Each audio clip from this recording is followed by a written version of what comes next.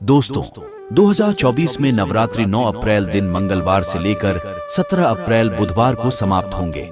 इसी बीच में आप नवरात्र में ले आना यहाँ से यह एक चीज, कुंडली में चल रहे कोई भी दोष, स्वयं आदिशक्ति जगदम्बा आपके और आपके परिवार की सदस्यों की रक्षा करेंगी।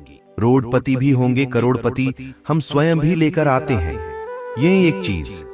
नवरात्रि में कुछ ऐसी चीज हैं जिन्हें घर से लाकर रखने से माता जगदम्बा बहुत ही ज्यादा प्रसन्न होती है और अपने भक्तों की जो भी मुरादें हों, इच्छाएं हों, मनोकामनाएं हों, सभी को पूर्ण करती है। वीडियो को आप ध्यान पूर्वक देखना, क्योंकि आज अगर आपने वीडियो को मिस कर दिया तो आप बाद में आप गरीब के गरीब और असहाय ही रह जाओगे। कहने का मतलब है धन संपदा प्राप्त करने का नवरात्र में जबरदस्त पावरफुल चीज बताने वाला हूं, और जरूरी नहीं है कि इसे आप नवरात्र के प्रथम दिन ही लाए। आप इस नवरात्रि के किसी भी दिन लेकर अपने घर आ सकते हैं। लाते ही आपकी दिन दुगनी रात चौगुनी तरक्की होनी शुरू हो जाएगी। आज मैं नवरात्रि से जुड़ी बहुत सारी चीजें बताऊंगा। वीडियो को आप ध्यान पूर्वक देखना। मैं माता रानी की सौगंध खाता हूं। अगर आपके घर में धन न बरस जाए तो बताना। यह एक चीज नवरात्रों में हम भी ले आते हैं और हमें माता रानी का आशीर्वाद भी मिल चुका है। आज हम धन ऐश्वर्य से परिपूर्ण हैं। आज हमारे घर में धन दौलत की कोई कमी नहीं है। गाड़ी, बंगला, बैंक बैलेंस सब हमारे पास है। तो मैंने सोचा कि जो भी दर्शक माता रानी से जुड़े उन्हें भी हम बता दें, ताकि हमारे दर्शकों को भी इसका लाभ प्राप्त हो सके, ताकि उन्हें भी स्वयं जगदम्बा का उन्हें आशीर्वाद मिल सके। आइए जानते हैं।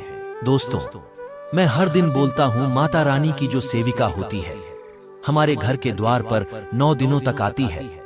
हम कितना पूजा कर रहे हैं, पाठ कर रहे हैं, माता के लिए कौन सा भोग लगा रहे हैं, घर में कौन कौन सा सामान ला रहे हैं, और साथ ही नवरात्र के दिनों में माता रानी को प्रसन्न करने के लिए हम कौन सा उपाय कर रहे हैं, ये सारी जानकारी की सूचना माता रानी की सेविका उनको देती है।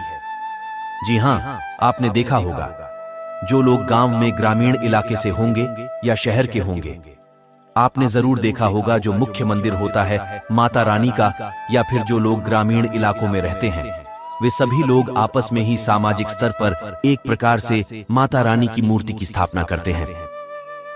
और जो मुख्य स्थान होता है माता रानी का, वहां सभी सेविका गांव में घूमती है, शहर में घूमती है, और कौन कितना श्रद्धा भाव से कितना पूजा कर रहा है, पाठ कर रहा है, और कौन कितनी भक्ति कर रहा है, उसके अनुसार जाकर के उसके सभी कर्मों को वह बताती है, ताकि माता रानी हमारे कर्मों के हिसाब से ही हमें अपना आशीर्वाद देती है।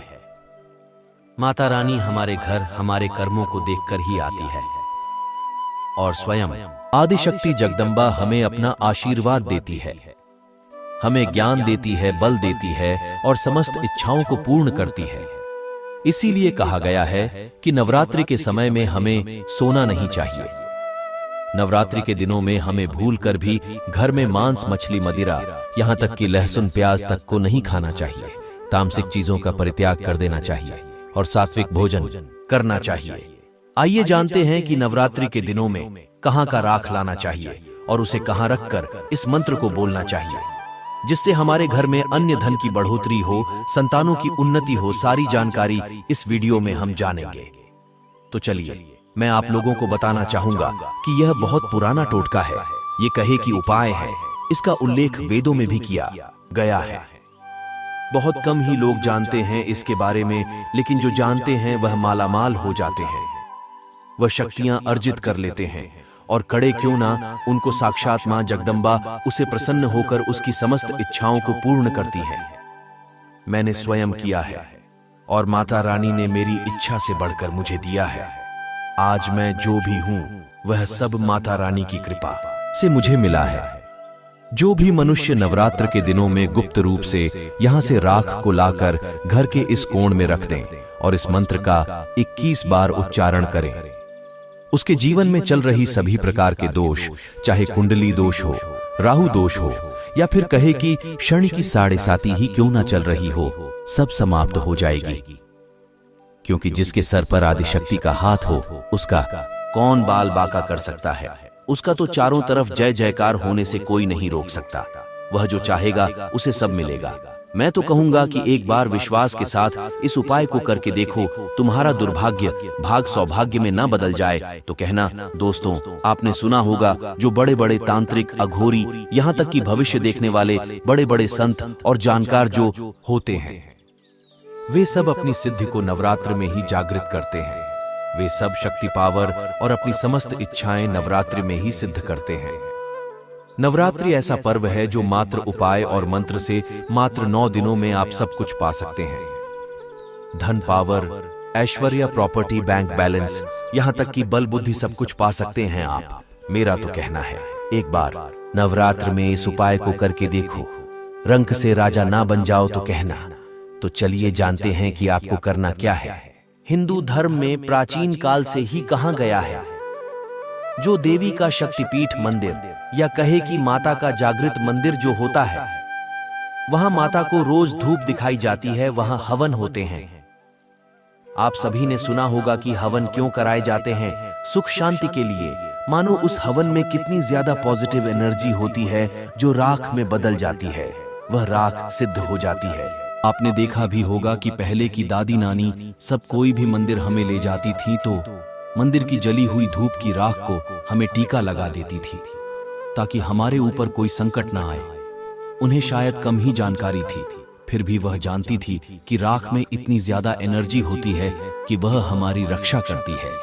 वह मंदिर का सिद्ध किया हुआ राख होता है, जिसका उपयोग अगर हम कर लें तो हमारे ऊपर सारी बलाएं टल जाती है। देखिए दोस्तों, आपको करना क्या है।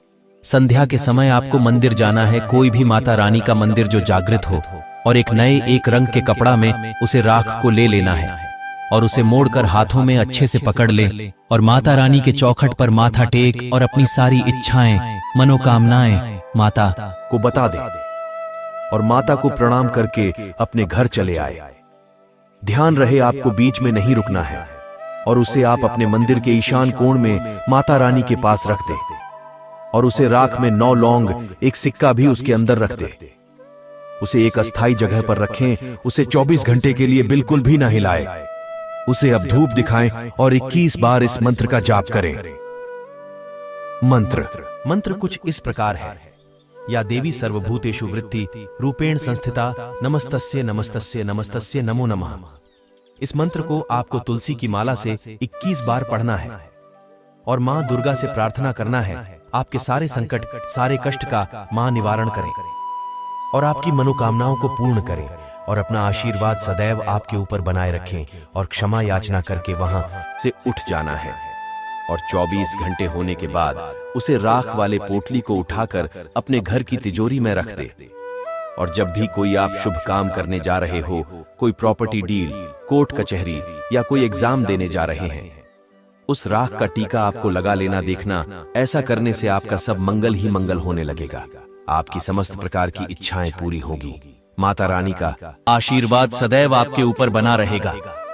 तो वीडियो को समाप्त करते हैं और मिलते हैं कल एक नए वीडियो में। तो कमेंट में जय माता दी जरूर से लिखें और कोई डाउट हो तो अवश्य पूछ ले।